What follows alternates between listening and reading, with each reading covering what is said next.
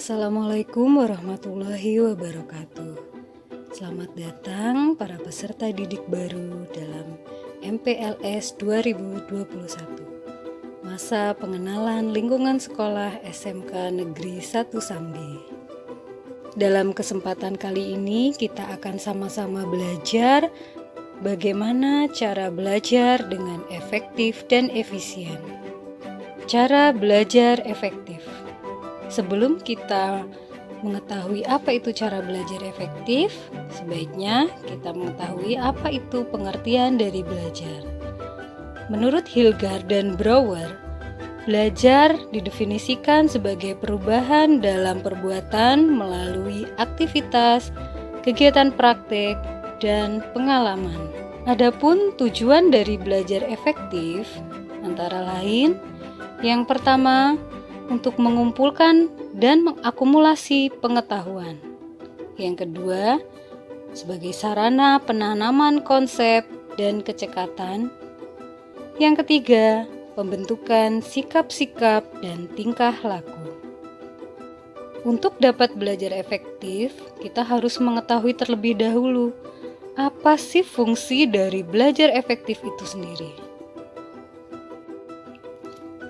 Fungsi dari belajar efektif itu sendiri yaitu dapat membantu siswa untuk meningkatkan kemampuan yang diharapkan sesuai dengan tujuan yang ingin dicapai.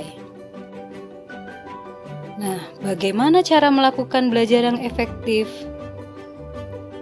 Menurut Francis B. Robinson, cara belajar yang efektif itu menggunakan teknik SQ3R. Teknik tersebut antara lain, yang pertama adalah survei. Dengan teknik survei, kita dapat mengumpulkan data, mencari tahu apa-apa saja bagian-bagian atau informasi yang terkait dengan hal yang ingin kita ketahui. Yang kedua yaitu question. Dengan cara membuat pertanyaan-pertanyaan sesuai dengan apa yang akan kita pelajari. Teknik ketiga adalah read, yaitu membaca. Dengan membaca, kita akan bisa melakukan pembelajaran secara efektif. Yang keempat adalah recite.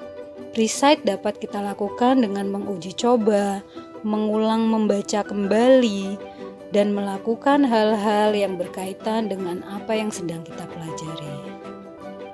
Dan yang terakhir adalah review. Review yaitu mengulang kembali apa yang sudah kita pelajari dari awal sampai dengan terakhir. Nah, dalam belajar pasti kita akan menemukan beberapa hambatan yang akan mempengaruhi efektivitas dari belajar kita. Ada dua faktor yang mempengaruhi hambatan dalam melakukan pembelajaran yang efektif, yaitu faktor dari dalam dan faktor dari luar. Faktor dari dalam meliputi kesehatan fisik. Dengan kondisi kesehatan fisik yang kurang baik, akan mengakibatkan tidak dapatnya berkonsentrasi, yaitu dalam hal melihat, mendengar, dan memahami apa yang sedang kita pelajari. Yang kedua adalah intelijensi. Kurang atau rendahnya intelijensi seseorang akan mempengaruhi kemampuan belajar yang akan dicapai. Faktor dari dalam yang ketiga yaitu kebiasaan buruk yang berasal dari diri sendiri, seperti malas atau suka menunda-nunda pekerjaan, sehingga pekerjaan kita akan terbengkalai. Faktor keempat yaitu persepsi atau anggapan negatif terhadap apa yang kita pelajari. Contohnya, yaitu perasaan pesimis, rendah diri, tertekan, takut, dan cemas. Selanjutnya, faktor dari luar yang menyebabkan terjadinya hambatan dalam belajar efektif. Yang pertama adalah keadaan lingkungan yang kurang nyaman dan tenang. Misalnya suara gaduh, kondisi cuaca yang terlalu panas atau dingin, kekacauan, dan kurang tertib. Yang kedua yaitu sarana dan prasarana yang kurang mendukung seperti alat peraga, pustaka atau buku acuan yang kurang, kertas, serta alat tulis yang tidak memadai. Yang ketiga yaitu meja tulis yang kurang bersih dan penuh dengan barang-barang yang tidak diperlukan. Faktor keempat, pengaruh teman yang kurang baik. Dan faktor kelima, keluarga yang kurang memberi dorongan. Setelah kita mengetahui apa saja sih faktor-faktor yang menyebabkan terjadinya hambatan dalam belajar efektif, maka kita juga harus mengetahui bagaimana cara mengatasi hambatan dalam melakukan belajar efektif.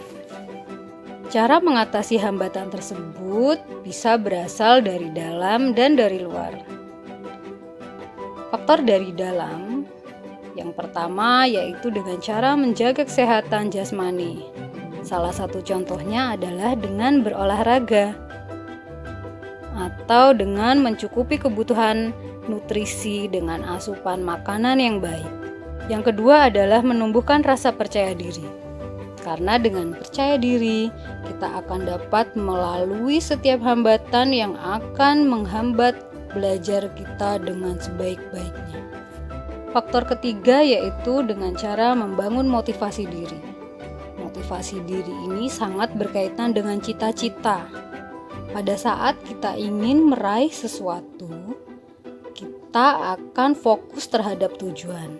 Nah, itu yang akan menjadikan hal tersebut menjadi motivasi yang baik untuk kita meraih cita-cita. Faktor selanjutnya yaitu dengan belajar menjaga emosi.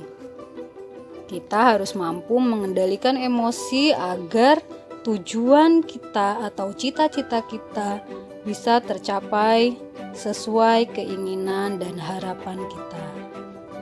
Jadi harus pandai-pandai menjaga emosi.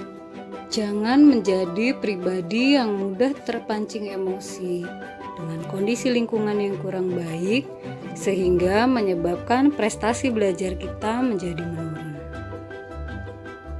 Faktor dari luar yang dapat membantu kita mengatasi hambatan yang dapat mengganggu efektivitas belajar, yaitu yang pertama, carilah tempat belajar yang tenang dan nyaman, sehingga dapat menimbulkan konsentrasi yang tinggi.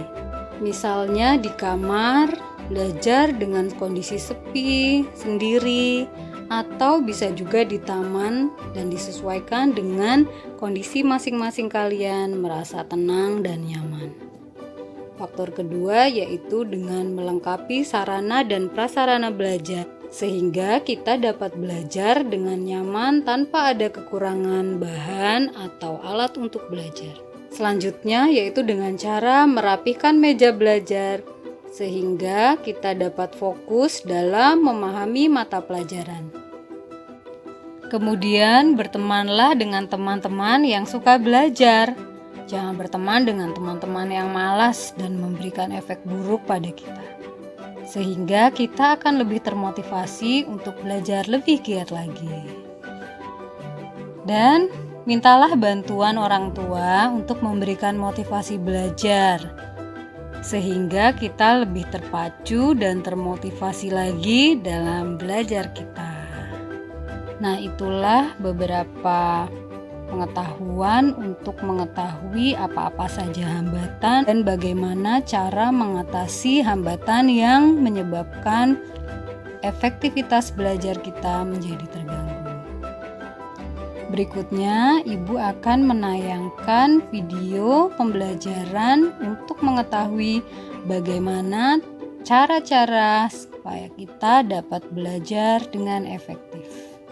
Selamat menyaksikan.